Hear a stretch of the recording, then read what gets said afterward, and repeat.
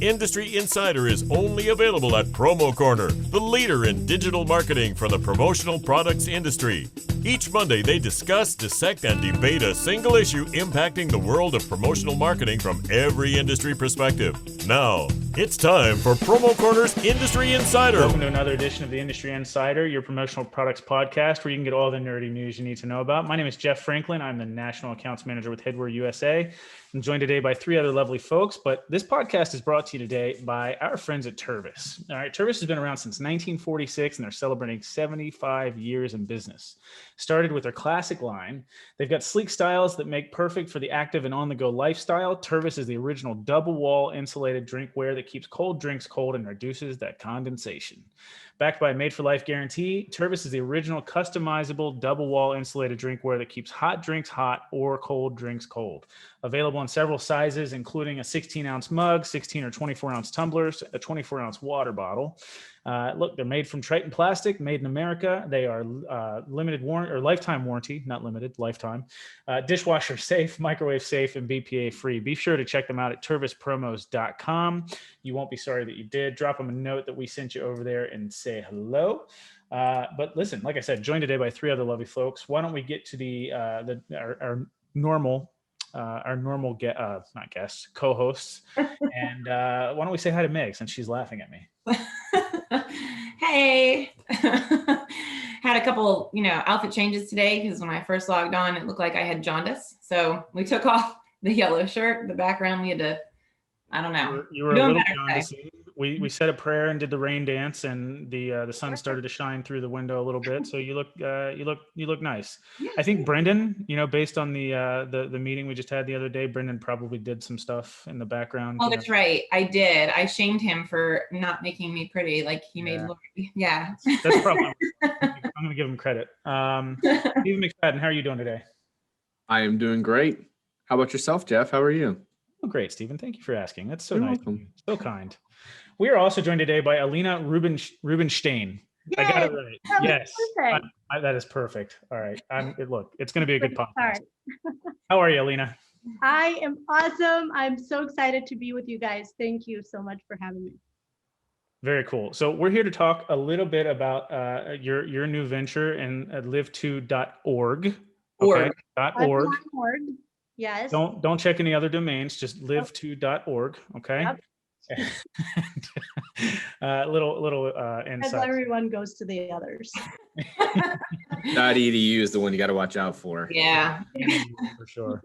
No, so live2.org. So Alina, just let's give you the quick rundown. Typically what we do here on the show is we allow our special guest a good 3 to 4 minutes to introduce yourself, tell us all things about Alina Rubinshteyn, and basically just, how you came into the promotional product space and what you've been up to since. Sure. Yes. 3 to 4 minutes is intense, but I'm going to try, and you stop me if I go past that time. So, I always say I wish I had like a really sexy story of how I got into this industry, or one that was special. Like my business partner, Scott, was like born into this industry, and he's got this beautiful history. And I'm like, when I follow his story, I'm like, I didn't know this place existed. So my first big girl job out of college was with Yellow Book. And, it was a very intense sales process, probably the best training I could have gotten in terms of developing thick skin. But I knew very quickly it wasn't going to be for me. And there was a manager in the office, and we always joked he bled yellow because he was so passionate about Yellow Book, and he ended up leaving. And so that was a huge shock to the office. And he reached out to me a couple of weeks later, and he said, I want to tell you where I am now and see if you'd be interested in joining me.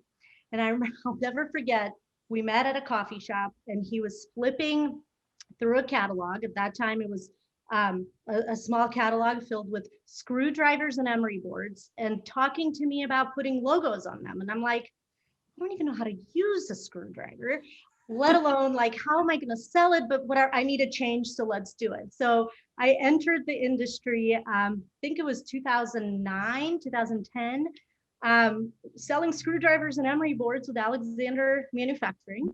And I had a huge, I remember that. Yes, yeah, they're based out of St. Louis, great little company here, and I had a huge territory. About a year into the gig, I was just burnt out, and I was talking to recruiters to get out of the industry. And I had one customer. I hung up the phone with a recruiter. One of my favorite customers called me, said, "I'm not going to be a home wrecker, but I'm putting in your name with leads because a position locally just opened up." And I'm like, "Who's leads?" Just like so still new to this world, not knowing anything. And he connected me with Scott Anderson, who is now fast forward 10 years as my business partner. And 3-4 months later, I'm like, "Are we selling golden pins and totes or what?" He interviewed me, the long interview process, and I started with PCNA. And so I worked selling hard goods in this territory where I'm at, which is the beautiful St. Louis, Missouri. Kansas, Nebraska is part of my region. I switched to the apparel side of our business. And then most recently, before leaving PCNA, I was managing the central region. So it was a wild, fun ride. And one that was really hard to walk away from. But, I always like to look at the silver lining from this crazy world that we've all been living in. And that silver lining for me personally has been a taste of balance, because I traveled a ton. My husband traveled a ton, and that was our normal. Like, we have just constantly been on the road, like who's watching the kids, managing schedule, managing from the road. It was intense. And then we were forced to quarantine, and we tasted balance, and it tasted really good. And my husband started traveling back in June of last year, and we looked at each other and we said, our kids need more stability. One of us needs to be here more. So I made a very hard decision to leave. And then, it was really exciting to find myself in a position and have a partner in crime, and Scott, who also found himself in a position where he didn't necessarily want to go back to the same lifestyle that he had, wanted to be a part of something bigger and give back to the industry. And we developed this idea, started researching, and then Live 2 was born. So that's awesome. And so we're definitely going to get into that. But first, I need to go back to the screwdriver thing. I can't believe you don't know how to use a screwdriver. I've learned how to use them. Literally just open your mouth and drink it. I don't understand. Yeah. Well, you know what's funny? Being so new to this industry at that time, like I remember customers would be like, "Well, for this project, we need bags and drinkware." And I'm like, "Why? You can have a screwdriver. Like, what could be better?" Like, it totally, because I was so passionate about my product and my line, it was just, but yeah, you probably could, but I wouldn't.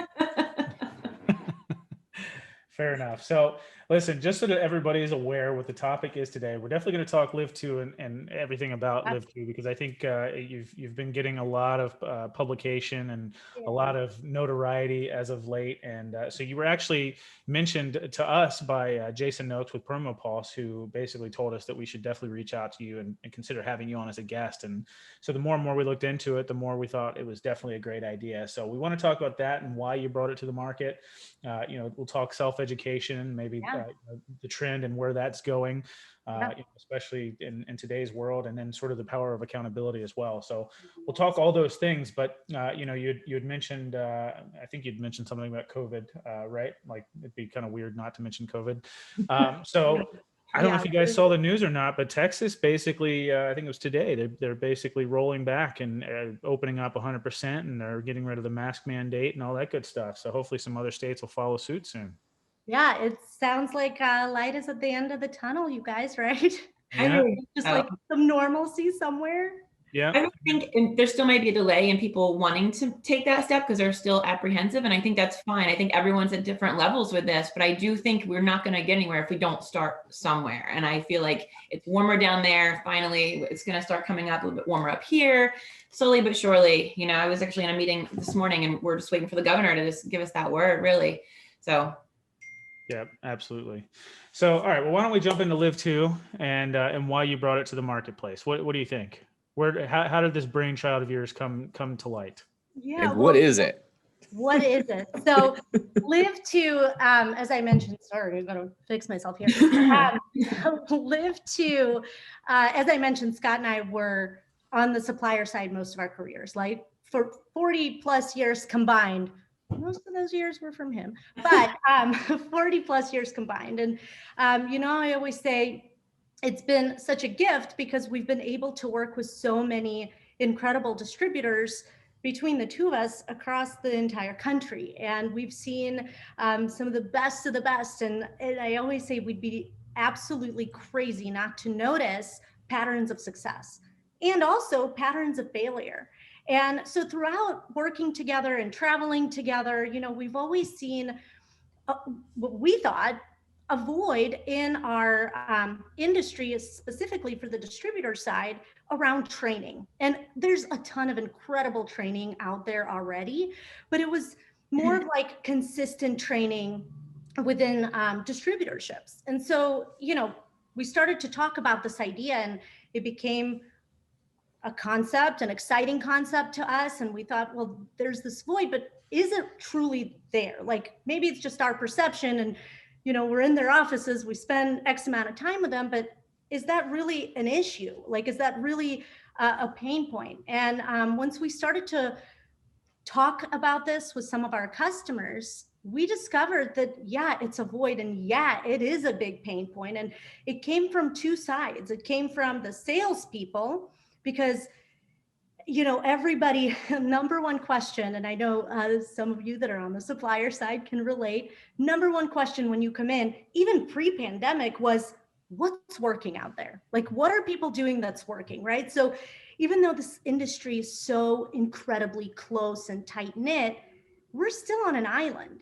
Whether you're a part of the distributorship or not, like people still want connection to what else is out there. And in terms of the ownership side of it, we were hearing things like, yeah, I know I need to invest in my salespeople, but I don't have time because I have my own book of business, or I have to run a business. I don't have time to continue to educate them or continue to follow up with them. And so we thought, okay, now that we know that this is something that is real and that is something that is needed, let's start to build it. And we started to build out what our content would look like, which again, 40 plus years of experience ended up being a whole lot of content, which, is great. And we build out Live to Learn, which is our course. And then we build out a community for people that graduate from the course to continue that momentum and continue the education. So that's in a gist what we offer. And one of the things that continue to come up is, look, if I'm an owner, what we heard was, I invest in my people, but then the training ends and that's it. And nothing gets implemented because they get hit with 100 emails that came in while they were at training and that's it. And so we thought, okay, we must add in accountability and we must add in something that is going to continue to keep them engaged, keep them implementing the content and keep them moving forward, which will eventually make them successful. So that's interesting because I was going to ask why do we need another educational outlet? What's your biggest differentiator? And I'm sure you've got no problem answering that question. And I think you kind of just did, but Yeah. Well, she offers so much. It's not even just the education, like what she said with the community afterward. It's like a whole, like a platform of mentors, I would assume, right? I mean, I know I was listening to some of your stuff and you guys are a lifestyle brand, you're focused on the distributor, but you have communities, consulting, services, sales training. And I think the biggest feature is the sales training. Because like you said, I can go into a customer, do product training, but then what afterward? And if I don't stay on that with constant reminders or constant, little things, that sales training could go away very easily. So is that what that's like? Is it? No, and it is so much about the experience. And we're actually almost all the way through taking the second class through our program. And the experience that we're getting from our customers is honestly better than we have even envisioned it to be. because it's so engaging and exciting. And so we have a class, right? We take people through the program as a class, and then we break them up into accountability groups. And so the small discussions that happen, and Scott and I are involved every step of the way, the discussions that happen in these accountability groups are just incredible, because people are really wanting to lift each other up as they're talking about implementing this content that they're learning. But a lot of the learning happens in that setting too, so it's just in the feedback that we're getting, it literally just fuels our soul. Like, I know that sounds so cheesy, but like, we're having best month of the year, best month of my career. And I mean, it's so cool. And I'm reading a book right now called Starting with Why. It's actually a module, Start with Our Why, in our course. And one of the things that it talks about is how great leaders within organizations understand the value of having happy and inspired employees. And it's so true. When you see people just light up and reignite that fire, because I always say there's a fire, the spark is inside, but sometimes it just dims. And so to get somebody to reignite that is just the best gift for me. So Alina, as a distributor, who deals with hiring and training and whatnot, maybe you could talk just a little bit about like what that would look like. And I guess what I would be wondering, and I'm sure others are, if I've got a team, do you guys consult with the businesses ahead of time to like figure out how to, do the training that's maybe integrates with their specific CRMs or their culture or their processes, or how does that experience look on a distributor by distributor basis? So that's a great question. We do have consulting services. We've done that in the past. When it comes to having, let's say, your group of people enter the course, obviously we would have a conversation. You tell us a little bit about your team members, and then they get placed into the class. We have everybody fill out an application because we split people up into accountability groups. And then we constantly stay in contact. In fact, one of the things that came out of our beta testing with a lot of the owners is, look, I don't have time to go through the training, but I want to be engaged. So what we do is, if you're an owner and you invest in your team members, we send coaching tips. So after every module that they go through, you as an owner receive a coaching tip around what that content looked like. And every module has about 3 to 4 sections that include tools. And we really encourage our owners to take a look at those tools and see what your team members fill out, so that you can understand what's important to them, what drives them. We have a section around valuing your time, segmenting your book of business. So as an owner, that would be such an incredible information to understand, to know how you can continue to support your team. Awesome. Yeah. I noticed you guys have a lot of like high-powered distributors that have given you a lot of good critiques and I guess recommendations on the website. So it goes to show you a lot. I mean, how long have you guys actually been up and running? I mean, how long have they been live? We launched in September. Now, we did do a lot of beta testing. We had 3 of the industries, I would say, icons that kind of helped us build this and put this together. We bounced a lot of things off of them. We learned a lot. Through the beta testing. And then once we started to take people through it, it became, took a life of its own. And yeah, we've had some incredible feedback, and we've just been, like I said, really, really lucky. That's crazy. You started a business in a pandemic. Like, I know. So knowing that, how did you take your pre-thoughts going into launching this brand new company in a pandemic? Obviously your thought process was completely different going into it, rather if you had started this a year before or 5 years ago. Yeah. So how did you determine, because, I know I heard the podcast with you and Bill, we all know we all were part of it when he did the whole Brand of 8, thing, and then you went into it, but I would like our listeners to hear the story as well. Yeah, so it's funny because never in a million years. Obviously, did we think a pandemic would happen? And I think I'm going to leave my job and start a business in it. But to be honest, like some of the things that were already needed and some of the gaps that we felt like this business could fill just got amplified by the pandemic, right? So like the sense of connection or rather sense of not being connected right now. Like all of these things that we wanted to bring to market and give back to our industry that we've been a part of for so long, the pandemic just ended up putting a way bigger spotlight on it and creating a much bigger issue. So, and that wasn't our intent. We didn't know how long the pandemic was going to go on, but as we were building it, as we were testing this concept, we started to hear this is needed now more than ever before. I agree 100% on that. When in the very beginning, especially when everyone was shut down and it's like, well, we can't sell anything because nobody's buying anything. So what do you do at that time? You could be proactive, but it was a little insensitive to be proactive in selling at that point.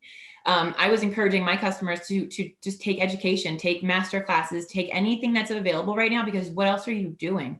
Better yourself. And I think your platform is a really good opportunity for distributors to take that personal accountability and learn how to, like, everything that you have should be absorbed. I can't preach that enough. Yeah. And I actually, one of my favorite comments from a person that was signing up for this course that we're going through right now, she said, I could come out of this pandemic and I can be pissed and I could be bitter and I could come out and just continue to bring that to my customers, or I can use this time to be better and to learn something new and learn how to reinvent myself in this new space. And that's what she did, and she's loving it. Yeah, you talk a lot about changing your mindset, and I think it's a really big part of it. And I was going to keep this as my final thought, but you brought, so I'll just segue right into it. Like, I really like what you're doing on social media. You're not just, hey, here's my product, here's my product, because that people just shut that off. You've taken it very personal and come on there and say, this is something that I've been doing to better myself.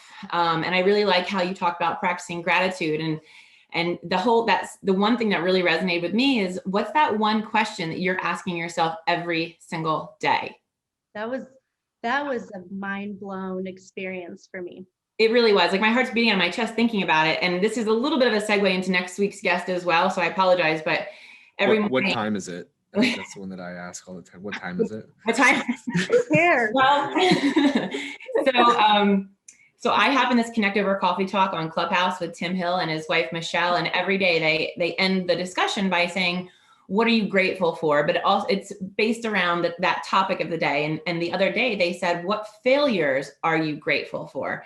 Oh, I love that so much. Right? But like for a second, it was like dead silence. It was like crickets. Like nobody wanted to, I guess, talk about their failures and be proud of them. And I'm like, who's not me? But then I actually thought about it and I was like, wow, like everything that I've done to lead up to this point is, started from failing at something. And I feel like if you don't fail, there's no change. Nope. And from my years of practicing jujitsu, I've learned and I've adapted into my way of life that you win some or you learn. Yes. Not necessarily losing, you are learning. And I think this all goes back to what you're doing. Like, you have to have some failures in place. So I'm grateful for them. It made me the person I am today, the mother I am today, everything. It's who I am based off those stupid little things that before I might have been so embarrassed for or whatever, but it's taking that way of thinking and changing it. And you're not like teaching that, but you are. And I love that you put that out there. And it's not like, hey, take my Live 2 class so I can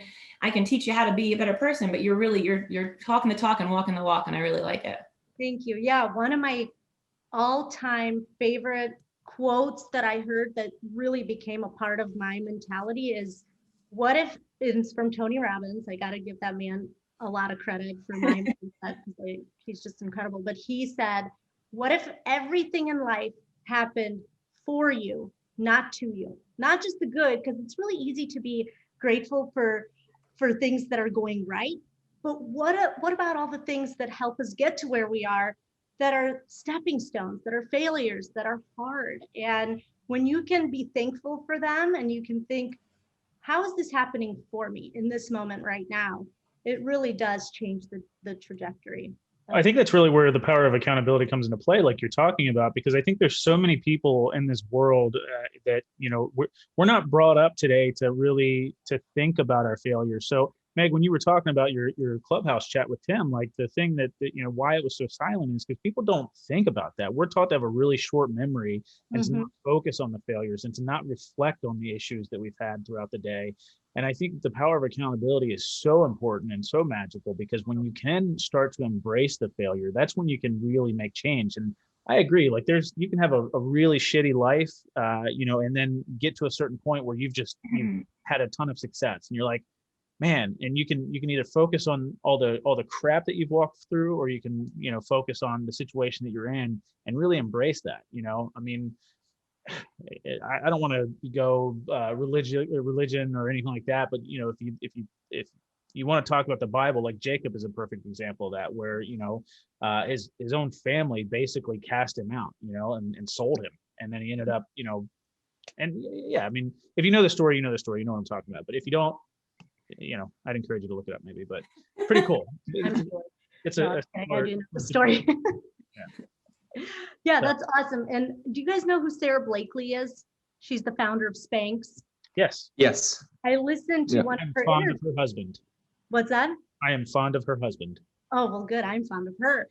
And She actually spoke at a show, ASI Orlando show like 12 years ago or something like that, or 10 years ago. Yeah, well, she did an interview. I don't remember who it was with, but she talked about how her dad every night at the dinner table would sit her down and say, "What did you fail at today?" And she would, like, she said, if I didn't have an answer, he'd be pissed. She's like, so, but when I did, he would celebrate the failure with me. And then we would talk about how I overcame that. And she said, that is the one thing that created a mindset for me of just not being afraid to fail, but rather welcome it, because then the next step is beyond that. So that is so amazing and so much more powerful than just awarding a participation trophy. I teach my kids to play for blood. Winning's the only fun that we have here. So I don't know. Here. That's amazing. Yeah, I think we'd be remiss if we didn't mention the Live to Give Back portion of what you guys are doing as well. Yes. So I'd love for you to tell. I read the story, and I would advise people to go to .org/give back to read the little story, but .org. But if you want to just share a little bit about that, I think that'd be awesome. I will, and I'm totally not going to do it justice because Scott's, the Give Back was created after Scott's uncle, whom he was extremely, extremely close with, who was pretty influential in our industry, especially on the West Coast. His name was Jim Busher. In fact, they have an annual golf tournament in his honor to this day. And Jim Busher passed away from pancreatic cancer, and Scott, like I mentioned, was very close to him. It hit home. It was really tough. And, you know, once we started to develop Live 2, this was really a non-negotiable for us, is for him more than anything, is to give back to this organization in honor of his uncle that has such a huge effect on him in his life. Yeah. Thank you for bringing that up. Cool. That story was really like, it hit you because you could hear how passionate he was when he said he was my soulmate. And I'm like, I get that. And it's so true. I know. So yeah. Thank you for bringing that up. Yeah, no. Sure. So do you think we should direct people to your social media, your website? Do you want to say that stuff? We can put it in the groups, or in the talk, whatever I'm saying. Yes. So we actually Live to _Insta, because everything else was taken, is our Instagram. We have a Facebook page as well. And we have an online Facebook free community that we would love to get people to get involved in there. It, like I said, absolutely free. We do engage in there. Scott and I, we're posting videos, we're posting content consistently in there. And it's just a way to introduce people to us and to our brand. So I would love people to join Live To Community on Facebook. Very awesome. Do you guys have any other questions or anything else to bring up? Every time I see a new company, I always want to know, how'd you come up with the name? Yeah. Okay, Question. so we went back and forth a million times about the name. And, you know, we wanted, at one point it was like balance, and it was the yin and yang, and it was like all these concepts that we wanted this brand to be about. And then at the end of the day, and again, I have to give credit to Scott, which I didn't realize he was so creative, but he goes, what about live to? Because we want to inspire people to live to be the best version of themselves. And it was like light bulbs went off. Plus my daughter's name is Olivia. We call her Liv. So I mean, just a little bit, that's part of it. But yeah, it's live to be the best you can be. And that's what we really want people to have in the process when they spend time with us. Very cool. Cool. Love it. All right. Do we want to launch into rapid fire then? What's that? So if you were learning sweating about before, rapid fire. if you were sweating before, be prepared to sweat now. So we. It's So I know you guys keep saying this tag. I've done like multiple. No, Meg, don't bring it up. That was my question. Oh, okay. All right, rapid fire. Is All it right. trendy to leave tags on your apparel? Or have you ever worn a shirt with a grommet in the back? So Guilty. I Shameless had plug. I had on a yellow shirt, but for some reason with the yellow lighting and everything, I just looked very jaundicey. And then it just happened. It just started going yellow again. I was like, no, Yeah. I think it's the sun. So no, it's actually very tacky. And I kept seeing it and cringing every time, but I couldn't help it. What do you guys think? Thanks Is it for answering cringy? my question. How about you, Steven? Is it trendy to leave tags on your apparel? No, I don't think it is. But Meg can pull off any trend. So she's rocking the tag sleeve. What about a hat? You know, a lot of people leave the stickers on their hat. That drives me crazy. I don't like it. It's I dumb. do it all the time. You leave it on? All the time. Not necessarily tags on hats, but stickers. Yes. I love the metallic ones. Okay. Yeah, no, Do I was you going to eat say like your You're a granolas with the wrapper on you're a still? serial returner, aren't you? No. Sounds like it. But no, and you know what else I do that's kind of in the same category? Like when I get a new iPhone and it's got the cover, I will go as long as I can to not pull that cover off. I just snorted. So trendy or not, it's happening. Happening. Why don't we go to you next? What is your rapid fire question for this group? Coffee or tea? Coffee all day. What time of the day? Just answer the question. You don't drink tea. Shut up. I do drink tea. You shut up. I like that. I like the fruity and flowery, floral kind of teas. Yeah, I know you do. Like chamomile. You know what, Meg? You know what, Meg? You We're wanna about fight? to entertain this crowd. You want to fight? You want to No, step? Hey, just you gonna fight redirect with you guys words. back. Coffee or tea? Someone's got to do it. Yeah, I'll go coffee. Oh, I will go coffee, but I did try one of the fruity teas yesterday, and today I'm doing the tea. So I'm coffee, potentially transitioning to tea. Yeah. Coffee. See, for me, it's a caffeine thing. Like I actually like I'm a little bit addicted. I get like those caffeine migraines if I don't like drink coffee. So Isn't there I'm kinda- caffeine in tea? oh, yeah, I mean, but not really. Not enough. It depends. It depends on the tea. If you're drinking like a black tea or a green tea. Anyhow, we're off the rails. Meg, what is Meg? your question? All right. Who is your celebrity crush? Gosh. Oh man. Oh, like physical crush or mental crush? Ooh. Just answer the question, Alina. Rubinshteyn. All right. I will go Tony Robbins. I just would love to be around him all the time. Good Love old that. banana hands. Every time you mention Tony Robbins, it comes up. It's from the old Shallow Hal movie. I know, Yeah. I know, but he's a lot more than that. Fair enough. God, All right. Your celebrity crush. I don't know how to answer this question because I would have said The Rock before. The Rock was my man crush. Now I don't know. Okay. Do you not like him anymore? For some No, I reason, do. Maybe I like do, but he's selling go out. on a date or He's selling out a little bit. oh yeah.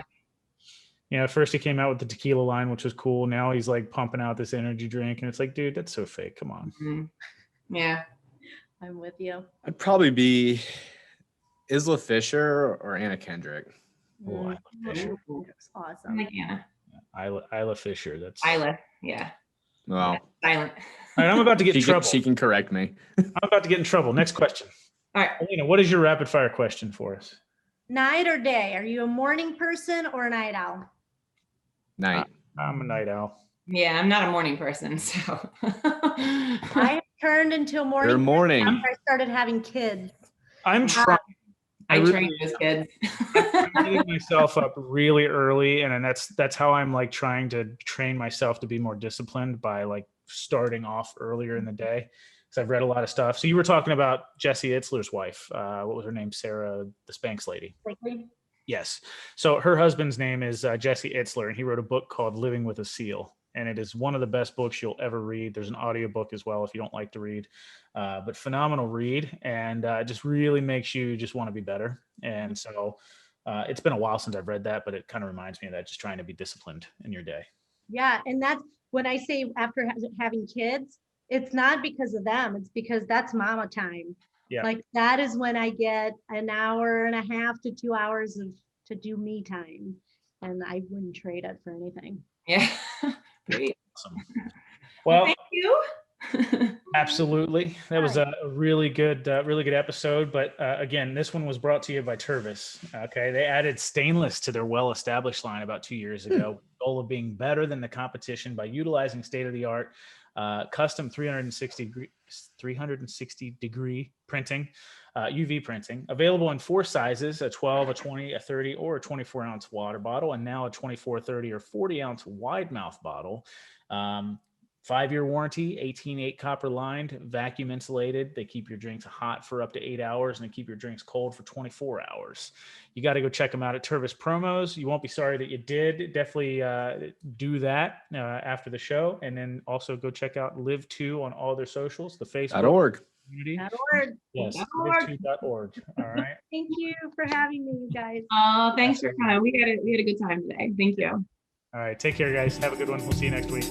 Thank you for listening to this week's episode of Promo Corner's Industry Insider. For more great content from industry thought leaders, including podcasts, blogs, and videos, visit promocorner.com.